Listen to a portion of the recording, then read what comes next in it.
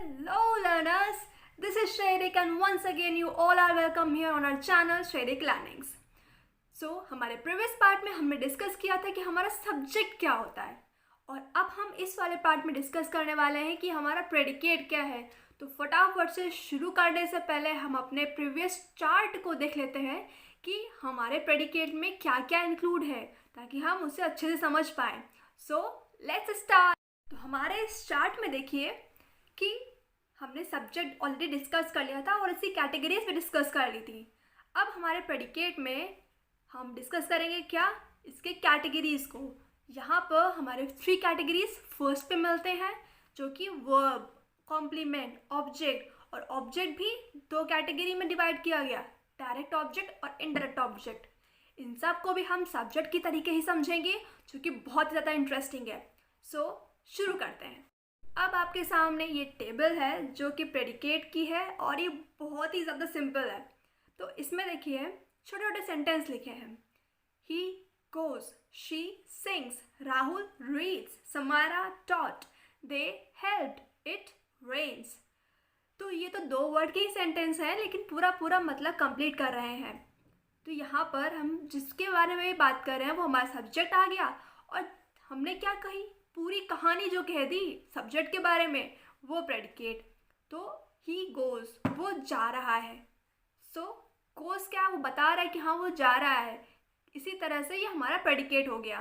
अब नेक्स्ट में देखते हैं शी सिंग्स, वो गाना गा रही है, लड़की के बारे में बोल रहे हैं। तो लड़की के बारे में हम पूरी कहानी बता रहे हैं कि वो गाना गा रही है। तो सिंग्स हमारा प्रेडिकेट।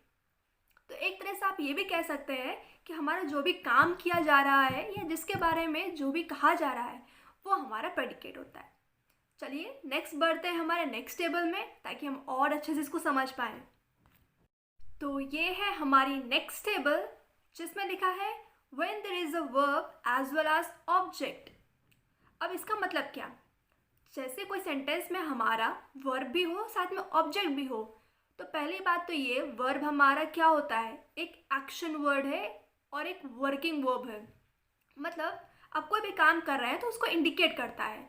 और ऑब्जेक्ट को पहचानना तो बहुत ही ज़्यादा इजी है क्योंकि ऑब्जेक्ट वो ऐसी चीज़ है जिससे हम रिलेट कर रहे होते हैं हमारे सब्जेक्ट को। चलिए देखते हैं, यहाँ पर लिखा है गोपाल हेट्स परफ्यूम। गोपाल के बारे में बात हो रही है, सब्जेक्ट आ गया। हेट्स एक तरह का एक्शन है या एक तरह का वर्क है जो कि हेट है, यहाँ पे तो वर्ब में क्लासीफाई आ गया। अब परफ्यूम, परफ्यूम क्या, किसी हम ऑब्जेक्ट के बारे में बात कर रहे हैं तो ये हमारा क्या आ गया, ऑब्जेक्ट में परफ्यूम आ गया।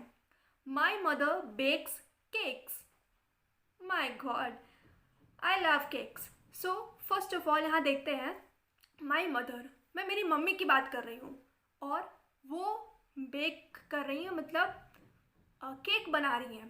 तो बेक क्या है, एक वर्क है, तो ये वर्ब में आ गया। और केक क्या है, क्योंकि वो उस चीज़ को बना रही है, सब्जेक्ट को हम उस चीज़ से रिलेट कर रहे हैं तो वो हमारा ऑब्जेक्ट आ गया। नेक्स्ट कोमल वॉशेज हर क्लोथ्स, कोमल के बारे में बात की जा रही है तो सब्जेक्ट में आ गया। वॉशेज, वॉशेज मतलब धो रही है, मतलब वो काम कर रही है। तो काम क्या है, हमारा वर्ब, इसलिए हमने वॉशेज को वर्ब वाले डिब्बे में डाल दिया। अब हर क्लॉथ्स, वो अपने कपड़े धुल रही है तो अब उसके कपड़े हैं ना, कपड़े तो उसके हैं, क्लॉथ्स उसके हैं। तो इस वजह से हमने यहाँ रिलेट किया किसको, सब्जेक्ट को, किसी एक ऐसी चीज़ से जो उस चीज़ को हम बोलेंगे ऑब्जेक्ट हमारा। तो आप फटाफट से दिमाग लगाइए लास्ट के 2 सेंटेंसेस में और फटाफट से जल्दी से मुझे मतलब बताइए कि ये ऐसा क्यों हुआ। तब तक हम आगे बढ़ते हैं और देखते हैं कि नेक्स्ट टेबल में हमें क्या मिलता है। अब हमारे पास खुशी की बात ये आ गई है कि हमारे ऑब्जेक्ट के 2 बच्चे हैं, पहला इनडायरेक्ट ऑब्जेक्ट, दूसरा डायरेक्ट ऑब्जेक्ट। तो अब यहाँ पर देखते हैं इनका मतलब क्या हुआ। लेकिन पहले इसका एक एक्सेप्शन देख लेते हैं। यहाँ क्या लिखा है, sometimes direct object comes for living things like animals. इसका क्या, पहली बात तो ऑब्जेक्ट से मतलब क्या समझ में आता है, ऑब्जेक्ट से मतलब कोई चीज़, थिंग, वस्तु, मतलब non living thing like pen, box, अलमीरा, सोफ़ा, बेड, ये सारी चीज़ें हमारे मन में आती हैं। लेकिन कभी कभी हम सब्जेक्ट को एक ऐसी चीज़ से रिलेट कर देते हैं, लेकिन यहाँ पर रिलेशन दिखा देते हैं।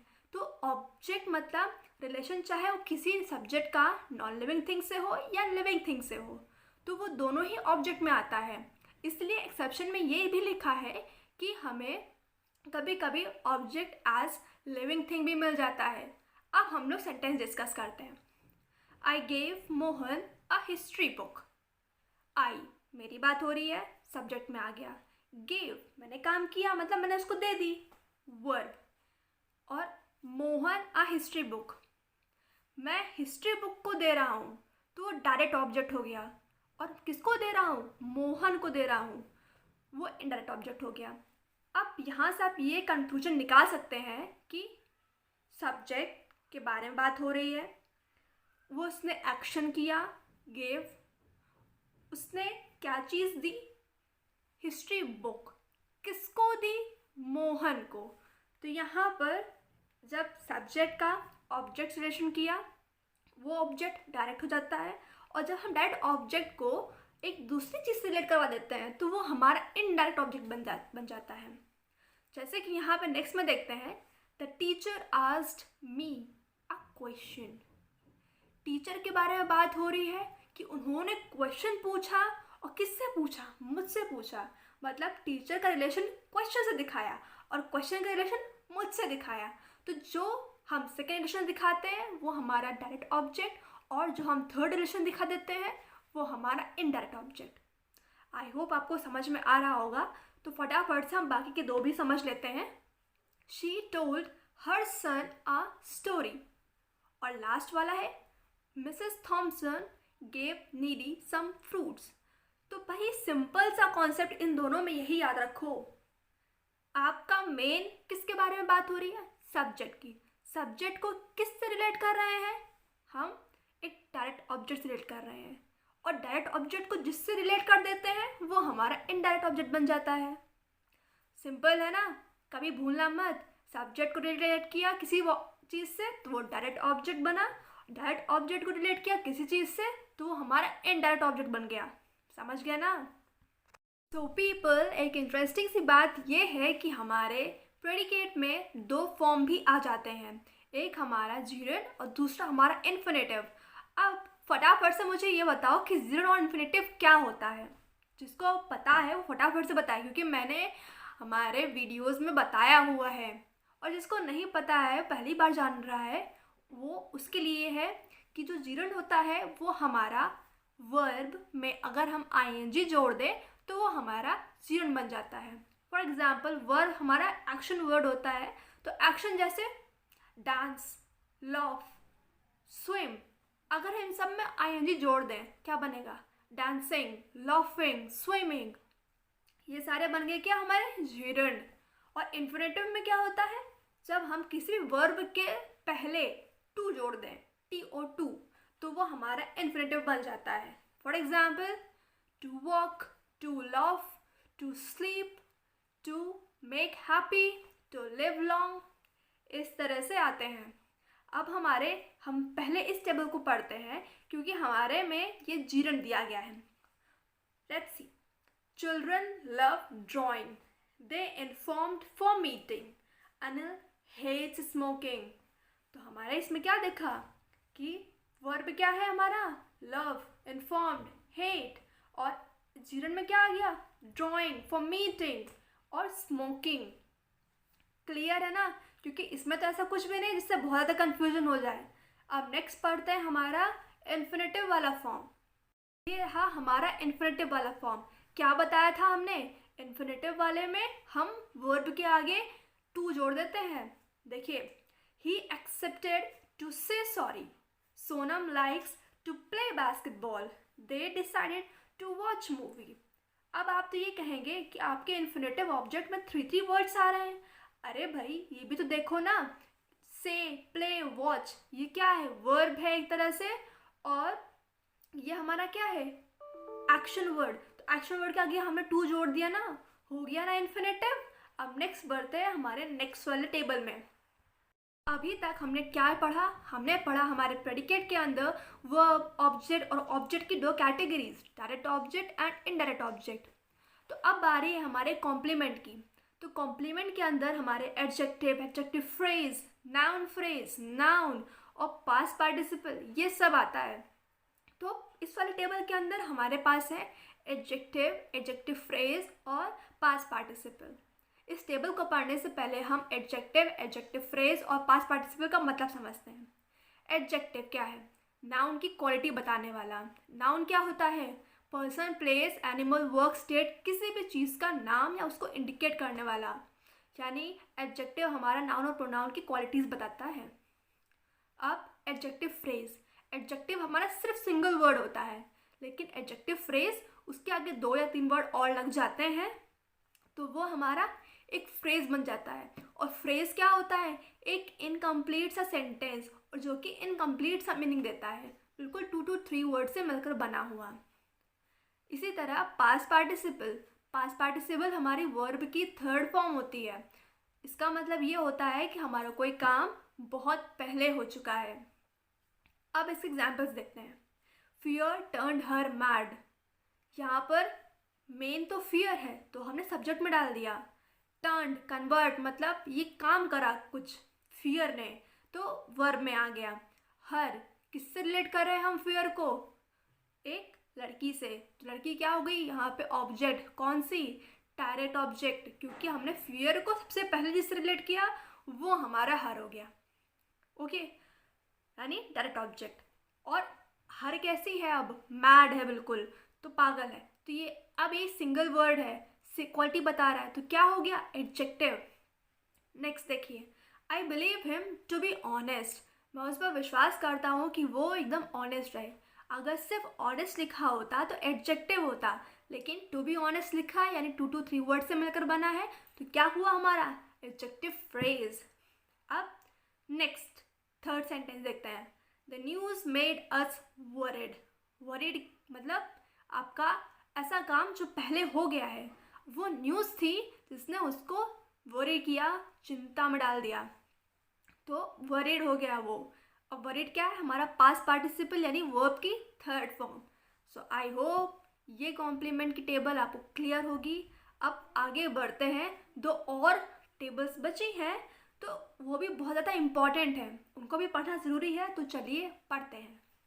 हमारे कॉम्प्लीमेंट के अंदर ज़रूरी नहीं होता है कि हर बार ऑब्जेक्ट आए, और हर बार आता भी है। तो इसको हम 2 क्लासेस में क्लासीफाई भी कर देते हैं कॉम्प्लीमेंट को। पहला ऑब्जेक्टिव, दूसरा सब्जेक्टिव। इसका मतलब ये होता है कि जिस भी सेंटेंस में अगर हमारे पास ऑब्जेक्ट है वो हमारा ऑब्जेक्टिव कॉम्प्लीमेंट आ गया, और जिस भी सेंटेंस पे हमारा ऑब्जेक्ट नहीं है वो क्या बोलेंगे? सब्जेक्टिव। समझे? तो आप देखते हैं यहाँ पर क्या है। यहाँ पर इस टेबल में तो ऑब्जेक्ट हमें साफ साफ दिख रहा है। The people made Shefalika counsellor. Okay, people की बात कर रही है क्योंकि वो मेन है, सब्जेक्ट है। पीपल से ही शेफालिका को बनाया काउंसिलर। तो अब यहाँ पर the people subject, made work हुआ यानी वर्ब में आ गया। ऑब्जेक्ट क्या हुआ? शेफालिका, डायरेक्ट ऑब्जेक्ट है। और काउंसिलर, काउंसिलर यहाँ पे क्या लिखा है? नाउन लिखा है या फिर नाउन फ्रेज, तो ये नाउन है हमारा। कैसे पता लगा? क्योंकि काउंसिलर जो होता है ये एक्चुअली एक कॉमन नाउन है, कॉमन नाउन है। अब कंफ्यूज मत होइएगा क्योंकि हम सब कुछ पढ़ेंगे, क्योंकि हमारे ग्रामर में यही होता है, कुछ चीज़ें पहले आ जाती हैं, कुछ चीज़ें बाद में आती हैं, लेकिन स्टार्ट बेसिक कहाँ से होता है? सेंटेंसेस से ही। तभी आपको पता चलता है उसके पार्ट्स के बारे में और उसकी और भी बहुत सी जानकारियाँ मिलती हैं। तो कंफ्यूज मत होना। नेक्स्ट देखते हैं। Coach choose strong players in their teams. Team क्या है? Common noun, collective noun. Okay, तो इन देयर टीम्स सिमिलरली क्या हो गया? क्या हुआ? यहाँ पर नाउन फ्रेज बन गया 2 to 3 वर्ड्स में। ये बहुत सिंपल है, इतना कुछ कंफ्यूजन है ही नहीं। बस हमेशा याद रखिए कि डायरेक्ट ऑब्जेक्ट क्या होता है, इनडायरेक्ट ऑब्जेक्ट क्या होता है, और ये कुछ सेंटेंस जो रिलेट कर जाते हैं एक दूसरे से वो क्या होते हैं, बताया हुआ है अच्छे से। बात हम सब्जेक्ट की करते हैं। सब्जेक्ट को पहले किससे रिलेट किया? तो डायरेक्ट ऑब्जेक्ट। फिर बाद में डायरेक्ट ऑब्जेक्ट को किसी से रिलेट किया तो वो इनडायरेक्ट ऑब्जेक्ट। ऑब्जेक्ट होगा तो कुछ उसके बारे में अगर हमने कहा है तो वो कॉम्प्लीमेंट बन जाता है। और कॉम्प्लीमेंट हमारे adjective, adjective phrase, past participle, noun, noun phrase, ये इस तरह के सारे एग्जाम्पल्स आ जाते हैं उस कॉम्प्लीमेंट के अंदर। चलिए अब पढ़ते हैं सब्जेक्टिव फ्रेज। तो हमारे इस सब्जेक्टिव कॉम्प्लीमेंट में क्या है, हमारा ऑब्जेक्ट नहीं आता है। सब्जेक्टिव कॉम्प्लीमेंट पूरा का पूरा हमारे सब्जेक्ट पर ही बेस्ड रहता है। तो सिंपल सी बात यह है कि आपको कंफ्यूज नहीं होना है, क्योंकि यहाँ पर फिर से वही चीज़ है, बस ऑब्जेक्ट हट चुका है। सो देखते हैं, Rama was a king. Rama एक किंग था। किंग क्या है, नाउन। वो बता रहा है रामा को, रामा सिलेक्ट कर दिया ना उसने। शी वॉज नॉट क्लेवर, वो चालाक नहीं थी। शी को, उस लड़की को रिलेट किया किससे, क्लेवर से। क्लेवर क्या है, एक तरह की क्वालिटी, तो एडजेक्टिव हो गया। The books are available in the library, books available है लाइब्रेरी में। क्या है, एडवर्बियल। एडवर्बियल सोच के कंफ्यूज मत होइएगा कि अब ये क्या है नया वर्ड। एक तरह से ये आपका एडवर्ब फ्रेज है। ओके, तो अब यहाँ पर क्या है, नाउन, एडजेक्टिव, एडवर्बियल। बहुत सिंपल कॉन्सेप्ट है, बस एक फ्लो चार्ट अपने दिमाग में बिठा लीजिए कि प्रेडिकेट के अंदर हमने वर्ब, ऑब्जेक्ट और कॉम्प्लीमेंट देखा। ऑब्जेक्ट को दो क्लास में क्लासीफाई किया, डायरेक्ट ऑब्जेक्ट, इनडायरेक्ट ऑब्जेक्ट। और कॉम्प्लीमेंट्स को भी दो क्लासेस में क्लासीफाई किया, सब्जेक्टिव और ऑब्जेक्टिव। सब्जेक्टिव वो जिसमें ऑब्जेक्ट नहीं है, ऑब्जेक्टिव वो जिसमें ऑब्जेक्ट है। ओके, इसी तरह हमारा सब्जेक्ट का पार्ट भी हमने देखा था। तो बस सिर्फ आपको फ्लो चार्ट अपने मन में रखना है कि ऐसा ऐसा होता है। और एक एक्सेप्शन कि हमारा ऑब्जेक्ट कभी कभी लिविंग थिंग जैसा भी मिल जाता है, क्योंकि रिलेट करते हैं ना हम। तो फाइनली हमारा subject, predicate, parts of sentences हुआ कंप्लीट। अब बारी है हमारे फिर से टंग ट्विस्टर को ट्विस्ट करने की। Okay, let's practise our today's tongue twister. तो आज का टंग ट्विस्टर ये है, चलिए प्रोनाउंस करते हैं।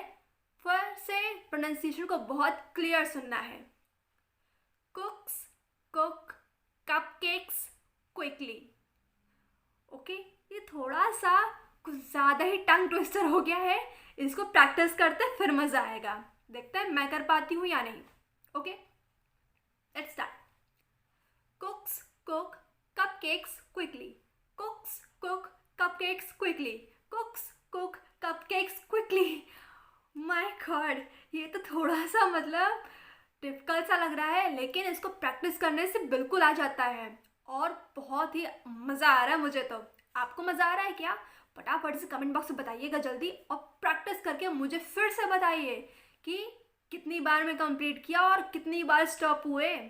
Okay, so people, I hope कि आपको आज का वीडियो, आज का लर्निंग बहुत ही ज़्यादा मज़ेदार लगी होगी और आपको समझ में भी आया होगा कि हमारा प्रेडिकेट क्या होता है।